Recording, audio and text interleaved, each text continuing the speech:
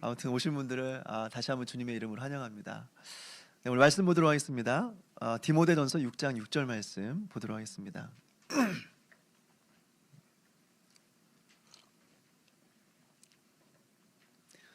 디모데전서 6장 6절 말씀 우리 한 절만 같이 읽겠습니다. 같이 읽겠습니다. 시작. 그러나 자족하는 마음이 있으면 경건은 큰 이익이 되느니라. 아멘. 제가 한 번 더 읽겠습니다. 그러나 자족하는 마음이 있으면 경건은 큰 이익이 되느니라. 아멘. 기도하시겠습니다. 하나님, 예배가 시작되었고 우리가 말씀 앞에 섰습니다. 말씀을 깨닫는 은혜를 허락하여 주시고 이 말씀에 합치된 인생을 살아감으로 우리의 인생에 경건의 증진이 있도록 그리고 경건한 삶으로 이어질 수 있도록 은혜 베풀어 주시옵소서. 감사를 드렸고 예수님의 이름으로 기도합나이다. 아멘. 계속해서 경건이라는 주제로 말씀을 나누고 있습니다. 우리가 어떻게 하면 경건한 삶을 살아갈 수 있는가? 어떻게 하면 우리가 경건에 이를 수 있는가? 이것을 위해서 성경 읽기, 또 설교 듣기, 또 기도, 자기 성찰, 묵상, 순종 이런 것들이 필요하다 말씀을 드렸습니다. 근데 여러분, 우리가 아무리 성경을 많이 읽고 또 많은 설교를 듣고 열심히 기도했습니다. 그리고 날마다 자기를 성찰하고 또 말씀을 묵상했습니다. 또 들은 말씀대로 순종하기 위해 애를 썼습니다. 그럼에도 불구하고 경건이 증진되거나 우리의 경건이 지속된다, 되지 않는다라는 느낌이 들 때가 있지 않습니까? 열심히 했는데도 발전이 없다라는 느낌이 들지 않으세요? 도대체 무엇이 문제일까요? 왜 하라는 것을 다 했는데, 나름대로 열심히 살았는데 왜 신앙에 있어서 발전이 없을까요? 이럴 때 우리는 두 가지를 점검할 필요가 있습니다. 첫 번째는 생활 습관입니다. 습관이 잘못되면요, 우리의 경건이 지속되지가 않습니다. 얼마 전에 청소년 아이들이 수련회 다녀왔죠. 방금 영상을 보셨습니다. 수련회를 다녀왔습니다. 저희 두 딸들도 이제 수련회를 갔어요. 그리고 거기서 은혜를 많이 받은 것 같습니다. 그래서 지난 주일에 저녁에 집에 들어갔더니 두 아이들이 일단 앉아보래요. 아빠 일단 앉아. 그리고 일단 우리의 말을 들어. 우리가 얼마나 은혜를 많이 받았는지 한번 이야기를 한번 들어봐. 앉아서 한두 시간 이야기를 들었습니다. 다 듣고 나서 제가 아이들한테 했던 말은 이거예요. 얘들아, 너희들이 은혜를 받았다니 너무 좋다. 아빠가 너무 감사하다. 그런데 하고 싶은 말이 있어. 은혜라고 하는 것은 삶이라는 그릇에 담기는 거야. 은혜는 삶의 그릇에 담기는 거야. 그러니까 은혜 받았으면 가장 먼저 삶을 정돈해야 된다. 그래야 은혜가 유지된다. 이렇게 말을 했어요. 그리고 지난 금요 예배 때 보니까 그래도 우리 아이들일 뿐만 아니라 또 몇몇 청소년 아이들이 모여서 늦게까지 기도하는 걸 봤어요. 보면서 참 잘하고 있다라는 생각이 들었습니다. 여러분, 이렇게 은혜를 받았으면 그 은혜가 지속될 수 있도록 먼저 우리의 삶이 정돈이 되어야 됩니다. 그리고 지속적으로 은혜의 자리에 나아가야 되는 것이죠. 그래야 은혜가 식지 않고 계속해서 유지가 되는 것입니다. 그래서 우리 사역자들에게 부탁하는 것이 무엇이냐면, 수련회가 있거나 캠프가 있어서 은혜를 받으면 그것으로 끝나지 말고 그 은혜가 계속해서 유지가 될 수 있도록 거기에 이어지는 사역을 좀 구상해라 라고 부탁을 했습니다. 거기에 이어지는 사역이 계속해서 이어질 수 있도록 그 뒤에 사역을 좀 구상해라 라고 부탁을 하는 거죠. 그래서 수련회가 끝나자마자 이제 청소년 교리톡이 이어지는 거예요. 왜 그럴까요? 은혜가 있을 때 유지해야 되지, 은혜가 떨어진 사람에게 그 사람이 은혜 받는 것은 참 어려운 일이기 때문에 그렇습니다. 은혜가 있을 때 그때 뭐라도 해야 되는 거죠. 그래야 은혜가 유지가 되는 거죠. 그래서 여러분, 왜 우리가 은혜를 받아도 금방 은혜를 잃어버리는가? 나름 경건 생활 열심히 함에도 불구하고 왜 우리의 경건에 증진이 없는가? 왜 우리의 경건이 유지가 안 되는가? 여러분, 습관 때문입니다. 습관이 잘못되었기 때문에 그렇습니다. 은혜는 받았는데 삶을 보면 은혜를 담을 만한 삶이 아니에요. 그러면 은혜는 유지가 되지 않는 거죠. 그래서 여러분, 경건이 유지가 안 될 때는 먼저 우리의 습관을 돌아봐야 된다, 점검해야 된다라는 것입니다. 두 번째로, 우리의 삶 전체에 움직이는 정신이 무엇인지를 점검할 필요가 있습니다. 우리가 아무리 은혜 자리에 있어도 은혜 못 받는 사람들의 특징이 있습니다. 그 특징이 무엇이냐? 감사가 없습니다. 감사가 없습니다. 아무리 좋은 일이 있어도 감사하다는 말이 없어요. 그 조금만 마음에 안 들면 계속해서 불평을 쏟아냅니다. 왜 그런지 아십니까? 마음의 욕망이 가득하기 때문에 그렇습니다. 그러니까 뭘 해도 만족이 안 돼요. 뭘 해도 만족이 안 돼요. 이런 사람들에게는 은혜가 담기기가 참 어렵다라고 하는 것입니다. 여러분, 마음의 욕망이 가득 찬 사람은요, 마치 바람 앞에 있는 촛불과 같습니다. 바람 앞에 있는 촛불과 같아요. 어릴 때 집에 정전이 되는 일이 참 많이 있었습니다. 전기가 나가서 집 전체가 어두워지는 일이 자주 있었어요. 이런 말 하면 제가 참 옛날 사람 같은데 제가 그렇게 옛날 사람은 아닙니다. 어쨌든 시골에 살다 보니까 정전이 많이 있었어요. 그러니까 그때를 대비해서 집에 양초를 준비해 놓는 거죠. 특별히 밤에 화장실 갈 때 양초에 불을 켜고 이제 화장실로 갑니다. 근데 화장실이 집 안에 있는 게 아니라 집 밖에 있어요. 밖을 나가서 한참을 걸어가야지 화장실이 나오는 겁니다. 그러면 이 촛불을 꺼뜨리지 않기 위해서 어떻게 하느냐? 촛불을 켜고 손으로 막습니다. 그리고 천천히 조심조심 촛불이 꺼지지 않게 한 걸음 한 걸음 천천히 걸어가는 거죠. 여러분, 여기서 촛불이라고 하는 것은 경건과 같은 것입니다. 우리가 교회에 나와서 예배를 드리고 신앙생활하다 보면 어쨌든 초에 불이 붙을 때가 있습니다. 자주는 아니라고 할지라도 어쨌든 은혜의 자리에 있다 보면 어떤 계기를 통해서든지 초에 불이 붙을 때가 있어요. 그런데 우리 안에 욕망이 가득 채워지면 어떻게 될까요? 그 욕망이라는 바람이 경건의 촛불을 후 하고 꺼뜨려 버리는 것입니다. 여러분, 이것이 바로 경건과 욕망의 관계예요. 아무리 경건 생활을 열심히 해도 욕망의 바람이 불면 경건의 불씨는 금방 꺼져버리는 거죠. 다시 말해서 우리 안에 욕망이 가득 차 있으면 경건이 유지가 안 되는 것입니다. 그래서 우리에게 필요한 것이 무엇이냐? 우리의 경건을 위해서 반드시 필요한 것은 무엇이냐면 만족이라는 것입니다. 만족이요. 그렇다면 여러분, 만족이라는 것이 무엇일까요? 만족이라고 하는 것은 자기의 분수를 알고 그것이 족한 줄 아는 것입니다. 다시요. 만족이라고 하는 것은 자기의 분수를 알고 그것에 족한 줄로 아는 것이 만족입니다. 이것이 있어야 우리의 경건이 유지가 된다라고 하는 거죠. 물론 만족스러운 삶을 살아간다고 해서 그것이 곧 우리에게 경건을 보장해 주진 않습니다. 만족스러운 삶을 살고 아무리 욕심이 없는 삶을 살아간다고 할지라도 은혜가 없을 수도 있어요. 그렇지만 확실한 것은 무엇이냐면 만족이 없이는 우리가 아무리 경건이라고 하는 자극을 계속해서 받는다고 할지라도 욕망이라는 바람 때문에 경건의 불씨가 꺼져버린다. 경건의 불씨가 꺼져버린다라고 하는 것이. 다시 말해서 만족이 우리에게 경건을 반드시 가져다 주는 것은 아니지만 그 만족이 없으면 우리의 경건이 유지가 안 된다라고 하는 거예요. 그래서 오늘 디모데전서 6장 6절은 뭐라고 말합니까? 그러나 자족하는 마음이 있으면 경건에 큰 이익이 되느니라. 자족하는 마음이 있으면 경건해진다가 아니라 자족하는 마음이 있으면 경건에 큰 이익이 되느니라 말하고 있는 것입니다. 그래서 오늘 여러분들과 함께 경건과 만족이라는 제목으로 말씀을 나누려고 합니다. 먼저 첫 번째로 말씀드리고자 하는 것은 만족은 금욕주의가 아니다라고 하는 겁니다. 만족은 금욕주의가 아니다. 어떤 사람들을 보면 자기에게 돈 쓰는 것을 벌벌 떠는 사람이 있습니다. 돈을 못 써요. 돈을 쓸 때 벌벌 떠는 거예요. 그 자기를 위해 밥 한 끼를 사 먹어도요, 굉장히 죄책감을 느낍니다. 아프리카 아이들은 먹을 것이 없어서 굶어 죽는다고 하는데 내가 이렇게 돈을 쉽게 써도 되나? 차라리 이 돈이면 그 아이들 한 명이라도 도와줄 텐데. 그러면서 죄책감을 느끼는 거죠.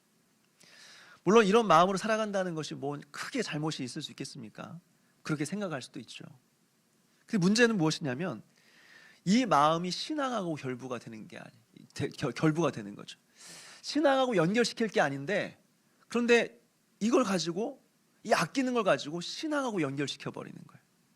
그래서 거기서 멈추는 것이 아니라 자기 자신을 위해서 돈을 쉽게 쓰는 사람들을 정죄하기 시작합니다. 하루에 10,000원 이상짜리 밥을 사 먹으면 어떻게 사람이 그럴 수 있나? 너무 사치스럽다. 정죄하는 것입니다. 심지어는 이런 이야기도 들어봤어요. 음식 남기면 지옥 간다는 거죠. 음식 남기면 지옥 간다. 아프리카 아이들이 못 먹어서 굶어 죽어가는데 어떻게 음식을 남길 수 있냐? 하나님께 벌 받는다. 그러면서 어떻게 해요? 자기도 막 억누르는 삶을 살아가고 다른 사람들도 막 억누르며 살아가요. 뭐예요? 금욕주의예요. 금욕주의. 모르는 사람이 보면 굉장히 경건해 보여. 굉장히 경건한 삶을 살아가는 것처럼 보여. 근데 여러분, 이건 신앙이 아닙니다. 이건 신앙이 아니라고요. 변질되고 왜곡된 비정상적인 신앙이라고 하는 것입니다. 사랑하는 여러분, 인간의 욕망이라고 하는 것은 끝이 없어요. 그렇기 때문에 억눌러서 해결할 수 있는 문제가 아닌 것입니다. 우리의 욕망을 억눌러서 해결할 수 있는 부분이 아니라고요. 창세기를 보게 되면 하나님께서 이 세상을 만드신 이후에 아담과 하와를 만드십니다. 그 이후에 아담과 하와를 동산 중앙에 두시고 하나 빼고는 다 먹어라 말씀하십니다. 하나 빼고는 다 먹어라. 동산 중앙에 있는 선악을 알게 하는 나무의 열매, 이거 빼놓고는 다 너희 거야. 네가 다 누릴 수 있어. 단 하나, 선악을 알게 하는 나무의 열매를, 그것만 먹지 마라. 여러분, 이 정도면 부족함을 느끼지 않는 것이 정상 아니겠습니까?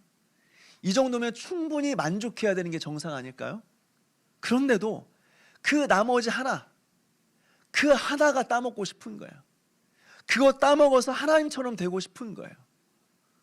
이것이 여러분 인간의 욕망이에요. 인간의 욕망은 끝이 없어요. 모든 것이 다 주어진다고 할지라도 만족이 되지 않은 것이 인간의 마음이라고 하는 것이죠. 우리도 마찬가지 아닙니까? 외모에 대한 욕심이 끝이 없어요. 외모에 대한 욕심이 끝이 없다고요. 처음에 쌍꺼풀 수술 하나 했어요. 근데 눈썹이 잘 안 어울려요. 눈썹 문신했습니다. 그럼 이번에는 코가 마음에 안 들어요. 코를 높였습니다. 코를 높여서 좋은데 또 턱이 네모난 거예요. 턱을 깎았습니다. 턱을 깎았더니 보니까 얼굴이 문제가 아니에요. 몸이 문제예요. 몸이 또. 그러니까 지방 흡입을 했습니다. 끝이 없는 거예요. 욕심의 끝이 없어요. 경제적인 것은 어떻습니까? 처음에는 하루 세 끼 굶지 않고만 살면 좋겠다. 하루 세 끼만 잘 먹었으면 좋겠다 하는 것이죠. 근데 먹고 살만 하니까 어떻습니까? 이제는 차도 하나 있어야겠다 생각이 드는 겁니다. 그래서 그냥 굴러다니는 차를 사는 게 아니라 뭐 안전, 연비, 모양, 디자인 따지기 시작하는 거죠. 거기다가 승차감도 좀 좋았으면 좋겠다. 그리고 요즘에는요, 하차감이 있대요. 승차감뿐만 아니라 하차감도 있다는 거예요. 하차감이 뭐냐 봤더니 차에서 딱 내릴 때 사람들이 다 부러운 눈으로 그 사람을 쳐다보는 거예요. 이게 하차감이래요. 이 하차감이 있어야 된다네. 그러니까 이런 걸 다 고려하다 보니까 어떻게 해요? 그냥 굴러다니는 차는 안 돼. 비싼 차예요. 비싼 차. 또 거기서 끝나지 않습니다. 차를 사니까 내 집도 하나 장만해야겠다. 근데 서울에 하나 장만해야겠다. 뼈 빠지게 고생해서 또 집을 장만하는 거죠. 근데 집을 장만하니까 또 거기서 끝나요? 안 끝나요. 안 끝나요. 또 다른 욕심이 마음속에 솟아오르는 거예요. 여러분, 자녀 교육은 어떻습니까? 저는 아이들이 태어났을 때요, 아이들에 대해서 별로 기대하는 게 없었어요. 그냥 신앙생활만 잘했으면 좋겠다. 다른 건 다 필요 없고 신앙생활만 잘했으면 좋겠다. 근데 아무래도 딸이다 보니까 아무래도 좀 예뻤으면 좋겠다는 생각이 들더라고요. 아들은 뭐 못생겨도 상관없는데 딸이니까 좀 예뻤으면 좋겠다.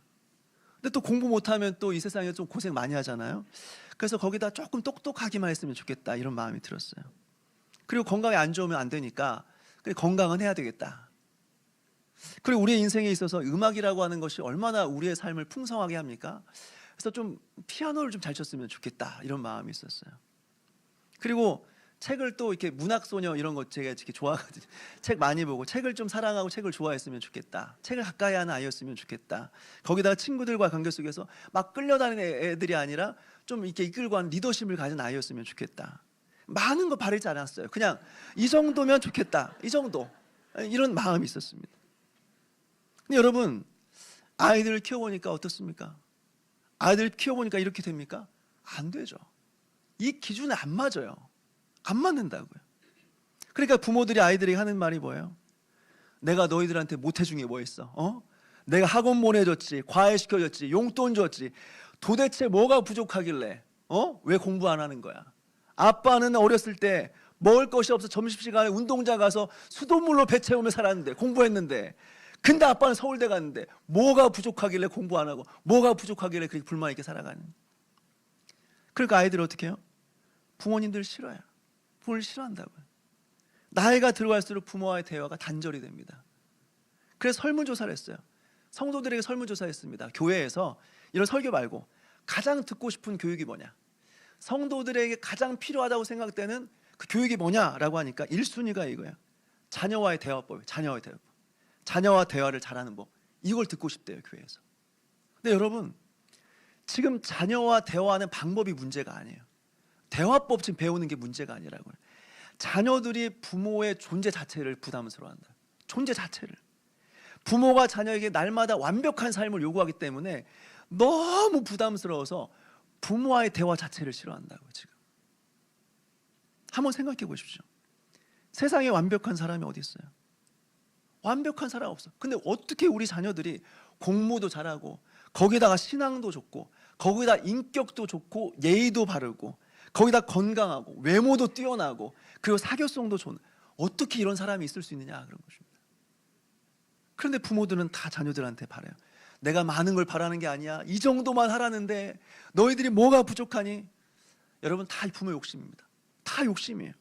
그 욕심 때문에 부모와 자녀의 관계가 다 깨어져 버리는 것입니다.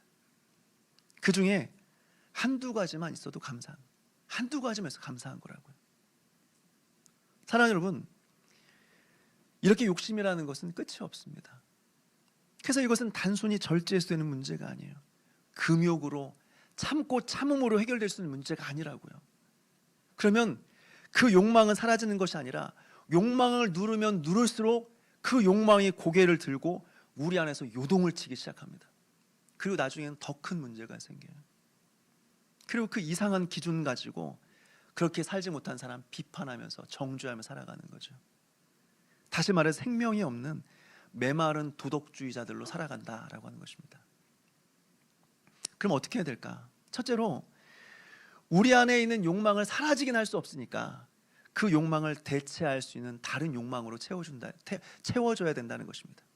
그게 뭐냐면 바로 예수 그리스도로 충만한 삶, 예수 그리스도로 만족하는 삶이다라고 하는 것입니다. 빌립보서를 보게 되면 바울은 예수 그리스도를 위하여서 자기 모든 것들을 다 배설물로 여기겠다라고 고백합니다. 다시 말해서 모든 것을 다 똥으로 여기겠다라고 고백하고 있습니다. 왜요? 이 세상에서 가장 귀한 보물인 예수님을 발견하니까 나머지는 너무나 다 사소하게 여겨지는 것입니다. 여러분, 한번 생각해 보십시오. 바울은 인간적으로 볼 때 정말 대단한 사람이었습니다. 정말 자랑할 것이 많은 사람이었습니다. 빌립보서 3장 5절부터 6절까지의 말씀 한번 찾아서 읽어볼까요? 빌립보서 3장 5절과 6절 말씀 같이 읽겠습니다. 시작. 나는 8일 만에 할례를 받고 이스라엘 족속이요 베냐민 지파요 히브리인 중에 히브리인이요 율법으로는 바리새인이요 열심으로는 교회를 박해하고 율법의 의로는 흠이 없는 자라. 먼저 바울은 정통 유대인이었습니다. 정통 유대인이요. 바울이 말하기를 난지 8일 만에 본인이 할례 받았다라고 말하고 있습니다. 또 이스라엘의 족속이요 베냐민 지파다, 그리고 히브리인 중에 히브리인이다 라고 말하고 있습니다. 이 말은 바울 자신이야말로 진짜 유대인이다, 진짜 정통이다 라는 말입니다. 특별히 여기서 이스라엘의 초대왕 사울이 베냐민 지파 출신이에요. 그러니까 베냐민 지파라고 하는 것은 12지파 중에서도 명문지파라고 하는 것이고 명문지파 출신이 나다라고 하는 의미인 것이죠. 또 히브리인 중에 히브리인이라고 이야기했습니다. 이 말은 여러분, 유대인이라고 하더라도 다 똑같은 유대인이 아닙니다. 흩어져 살고 있는 유대인들도 있었어요. 다시 말해서 외국에 살고 있는 피가 섞인 혼혈 유대인들도 있었다라고 하는 거죠. 근데 바울은 어떻습니까? 그런 종류의 섞여 있는 종류의 유대인이 아니라는 거예요. 이스라엘 본토 출신 순수 정통 유대인이다라고 하는 거죠. 또 바울은 율법으로는 바리새인이다라고 했어요. 여러분, 유대인들 중에서도 바리새인들은 소수, 굉장히 특별한 사람들입니다. 율법을 굉장히 엄격하게 지켰던 굉장히 경건한 자들이었어요. 그리고 정치적으로도 매우 중요한 위치에 있는 사람들이었습니다. 그러니까 유대인 중에서 바리새인이라고 한다면 지극히 소수의 특권 계층을 의미하고 있는 것입니다. 또 열심으로는 교회를 박해했대요. 왜 교회를 박해했을까요? 본인이 생각했을 때 예수님을 따르는 무리들은 유대교 기준을 보면 다 이단들입니다. 전부 다 이단들이에요. 하나님은 한 분이에요. 하나님 한 분 외에는 없어요. 그런데 어떤 인간을 가리켜, 나사렛 출신의 어떤 청년을 가리켜 하나님이래요. 하나님을 모독하는 것입니다. 그러니까 바울이 예수 믿는 사람들을 쫓아다니면서 죽이려고 했던 것입니다. 그러니까 엄청나게 종교에 그냥 믿고 따른 사람이 아니라 열심을 냈던 사람이다라고 하는 거예요. 또 율법의 의로는 흠이 없는 자라고 했습니다. 무슨 말이에요? 어릴 때부터 율법을 어긴 적이 없다는 것입니다. 다 지켰다는 거예요. 무엇보다 바울이 누구의 제자일까요? 가말리엘이라는 사람의 제자입니다. 가말리엘이라고 하는 랍비의 제자입니다. 여러분, 그 당시에 랍비라고 하는 것은요, 단순히 스승, 선생님과 제자 이런 게 아닙니다. 그 당시에 조금 유명한 랍비라고 하면요, 모든 사람들이 사랑하고 존경하는 것을 뛰어넘어서 흠모의 대상입니다. 흠모의 대상. 오늘날로 말하면 연예인들입니다. 그런데 그 중에서 가말리엘이라고 하는 사람은 어느 정도 수준이었느냐? 오늘날로 말하면 그냥 연예인이 아니라 BTS 수준입니다. BTS. 연예인들의 연예인입니다. 이게 가말리엘이었습니다. 가장 위대한, 역사 속에서 가장 위대한 랍비였다라고 하는 거죠. 그런데 바울은 그 사람의 제자였습니다. 그러니까 얼마나 자랑할 게 많은 사람이었습니까? 얼마나 자부심이 대단했겠습니까? 오늘날에도 지금까지 있었던 역대 철학자 100인 중에 한 사람이 바로 바울이 들어갑니다. 지금까지 존재했던 인물들 중에서 역대 100명의 철학자를 뽑으면 그 중에 바울이 들어간다고요. 그러니까 어떻게 해요? 그런데 어떻게 해요? 예수를 만나고 보니까 이 모든 것을 다 배설물로 얘기했대요. 다 똥으로 얘기했대요. 왜요? 예수님을 만나니까 지금까지 자랑하고 추구했던 모든 것들이 아무것도 아닌 거예요. 너무 초라해 보이는 거죠. 사랑하는 여러분, 우리가 예수를 만났을 때 이런 경험 있지 않습니까? 우리가 예수를 만나고 보니까 이제까지 내가 사랑했던 모든 것들이 다 초라하고 허접해 보이는 거예요. 그러니까 고백하는 거죠. 예수님, 다 필요 없습니다. 아무것도 필요 없습니다. 예수님 한 분이면 충분합니다. 그 이제부터는 나를 위해 살지 않고 우리 주님을 위해 살겠습니다. 주님, 내가 여기 있습니다. 나를 받아주시옵소서. 여러분, 예수님 만난 사람들에게 다 이런 경험 있지 않습니까? 이런 고백 있지 않습니까? 세상과 나는 간 곳이 없고 오직 구속한 주만 보이는 것입니다. 세상에 화려하고 반짝반짝이는 것, 모든 것들이 하나도 눈에 들어오지 않고 예수님만 눈에 들어오기 시작하는 거죠. 그래서 예수님만 사랑하며 살아가는 것이죠. 그러면 당연히 이 세상을 향한 사랑은 사라져버리는 것이죠. 이 세상을 향한 욕망 사라져버리는 것이죠. 그래서 여러분, 우리가 우리 안에 있는 욕망을 꺾고 우리가 만족하는 삶을 살기 위해서는 가장 먼저 무엇이 필요하냐? 바로 예수님을 만나야 되는 것입니다. 예수님을 만나는 것이 첫 번째다라고 하는 것이죠. 두 번째로 우리가 이 세상의 욕망을 버리고 어떻게 만족하는 삶을 살아갈 수 있냐? 두 번째는 십자가 신앙입니다. 십자가 신앙이요.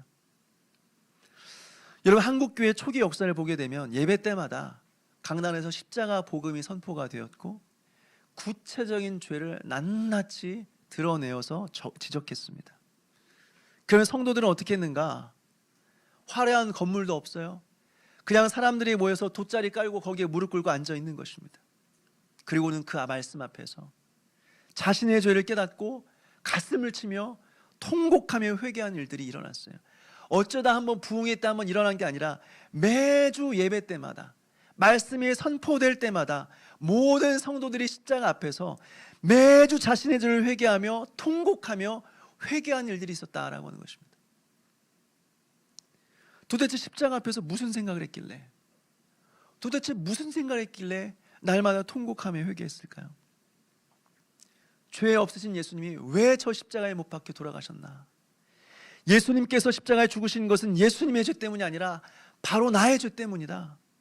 그가 찔림은 나의 허물 때문이요, 그가 상함은 나의 죄악 때문이라. 우리는 다 양과 같아서 그릇 행하여 각기 제 길로 갔거늘 우리 예수님께서는 나의 죄를 대신하여 십자가에 못 박혀 죽으심으로 말미암아 나의 모든 죄를 해결해 주시고 나를 살리셨다. 나를 살리셨다. 바로 이것을 깨달으면서 여러분 자신이 죄인임을 이 고백하면서 회개했던 것입니다. 그러면서 우리 안에 있는 모든 욕심과 욕망을 다 내려놓고 나를 위하여서 모든 것을 다 버리신 그분을 위해 헌신하고자 하는 결단을 하게 되는 것이죠. 사랑하는 여러분, 오늘날 교회의 위기는 다른 것이 아닙니다. 오늘날 교회의 위기는 우리에게 십자가가 없다는 것입니다. 십자가가 없다는 거예요. 아무리 예배를 드리고 말씀을 들어도 십자가 앞에서 그렇게 살지 못하는 나 자신을 보면서 가슴을 치며 회개하는 사람이 없다는 것입니다. 그냥 예배가 끝나기가 무섭게 밖으로 나가버리는 것입니다. 그리고 오늘 무슨 말씀을 들었는지도 기억하지 못하는 것이죠. 그러니까 여러분, 무슨 기쁨이 있겠습니까? 무슨 용서의 기쁨이 있겠습니까? 우리 안에 무슨 자유함이 있겠습니까? 우리가 정말 회복해야 될 것은 십자가 신앙입니다. 그 십자가 앞에 설 때에 우리가 죄인임을 고백하며 날 위하여 십자가 위에서 죽으신 예수님을 생각하면서 주 달려 죽은 십자가 우리가 생각할 때에 세상의 헛된 욕심을 헛된 줄 알고 버리네, 이렇게 고백할 수 있는 것입니다. 마지막 세 번째로 우리가 어떻게 이 세상의 욕망을 버리고 만족하는 삶을 살아갈 수 있는가? 바로 종말 신앙입니다. 종말 신앙이요. 여러분, 우리가 이 세상에서 영원히 살 거라고 생각하면 이 상을 향한 집착을 내려놓을 수가 없습니다. 그런데 잠시 있다 떠날 곳이다 생각하면 이 상을 향한 집착을 내려놓게 되는 것이죠. 그런데 대부분의 사람들이 이렇게 생각을 못해요. 그리고 죽기 직전에야 비로소 깨닫게 되는 것입니다. 아, 생각보다 우리의 인생이 짧구나, 우리의 인생이 길지 않고 짧구나, 그리고 이 세상에서 내가 중요하다고 생각했던 모든 것들이 사실은 중요한 게 아니었구나 라는 것을 죽기 직전에 깨닫는다고요. 죽기 직전에. 사랑하는 여러분, 성경을 보십시오. 예수님께서 다시 오신대요. 언제인지 우리는 알 수 없습니다. 그러나 그날이 점점 가까이 다가오고 있습니다. 여러분들 이 날을 준비하고 있습니까? 언제든 예수님 오시면 주님 내가 여기 있습니다 라고 맞이할 준비가 되어 있습니까? 한번 생각해 보십시오. 예수님께서 오시면요, 이 세상에서 우리가 누리고 있었던 모든 것들, 우리가 자랑하는 모든 것들을 다 내려놓고 가야 되는 거예요. 전부 다 내려놓고 가야 되는 거예요. 가지고 갈 수 있는 거 하나도 없어요. 어제 뉴스를 보니까 부동산 정책 때문에 강남에서 다주택을 소유하는 사람들이 집을 내놓기 시작했대요. 금매로 내놨대요. 금매로 내놓으니까 막 10억 깎아서 내놨대요. 도대체 집값이 얼마길래 10억을 깎아 내놓나 궁금해 찾아봤어요. 봤더니 100억이에요. 100억이 넘어요. 아파트 한 채가 100억이 넘는다고요. 근데 여러분, 주님 오시면 소용이 없다고요. 100억이 됐던 200억이 됐던 집이 100평이 됐던 200평이 됐던 소용이 없다고, 다 내려놓고 가야 된다고요. 우리가 여기서 소유하며 살고 있었던 것들은 진짜 우리의 것이 아닌 것입니다. 잠시 이용하다가 다 놓고 가는 거예요. 사람들이 휴가 갈 때 요즘에 리조트나 호텔로 많이 가더라고요. 가면요, 입구부터 화려해요. 입구부터 다르다고요. 그리고 그 안에 수영장부터 해서 수많은 화려하고 큰 그런 시설들이 가득하죠. 또 침실로 들어가 보면 그 호텔 침대 되게 좋잖아요. 그 고급스러운 침대, 소파, 막 깨끗한 화장실, 이런 시설도 우리는 경험하고 누리게 되죠. 근데 어떻습니까? 시간이 지나면, 체크아웃 시간이 다가오면 다 놓고 나가야 되는 것입니다. 어느 누구도 그것을 자기의 것이다 착각하고 아쉬워하면서 들고 온 사람 아무도 없습니다. 다 놓고 나오는 것입니다. 여러분, 이 세상도 마찬가지. 잠시 이 땅에 살면서 모든 것들을 다 잠시 빌려 사용하는 거죠. 그리고 우리 주님이 오시면, 이 세상을 떠날 때 되면 그대로 다 놓고 가야 되는 것입니다. 이것을 아는 것이 바로 종말 신앙이라고 하는 것입니다. 이것을 알면 이렇게 고백하는 거죠. 잠시 머물 이 세상 헛된 것들 뿐이니 주를 사랑하는 마음 금보다도 귀하다. 잠시 머물 이 세상은 헛된 것들 뿐이니 주를 사랑하는 마음이 금보다 귀하다 고백하는 것입니다. 사랑하는 여러분, 이제 말씀을 정리합니다. 우리가 경건의 증진을 위해서 필요한 것이 무엇이냐? 왜 우리가 아무리 이렇게 저렇게 노력을 해봐도 왜 우리의 경건과 신앙의 증진이 없느냐? 바로 만족입니다. 만족 때문입니다. 우리 안에 욕망이 가득하면 그 욕망의 바람이 경건의 촛불을 꺼버리는 것입니다. 이것을 위해서 우리에게 필요한 것이 있어요. 첫째로 예수 그리스도를 만나는 것입니다. 둘째로 십자가 신앙입니다. 거기에 나의 모든 죄와 욕망을 십자가에 못 박는 것이죠. 세 번째로는 종말 신앙입니다. 이 땅이 내 것이 아니고 이 땅에서 우리가 영원히 사는 것이 아니고 잠시 있다 가는 존재다. 잠시 우리가 사용하고 있는 모든 누리는 것들은 잠시 빌려 쓰다가 주님 오시면 다 놓고 가는 것이다. 기억해야 되는 것이죠. 여러분, 이 믿음 가지고 이 세상을 사랑하는 것이 아니라 이 상을 향한 욕망을 다 내려놓고 오직 주님만으로 만족하며 진정한 만족의 삶을 살아가는 그런 저와 여러분 되시기를 주님의 이름으로 축원합니다. 우리 모두 일어나셔서 같이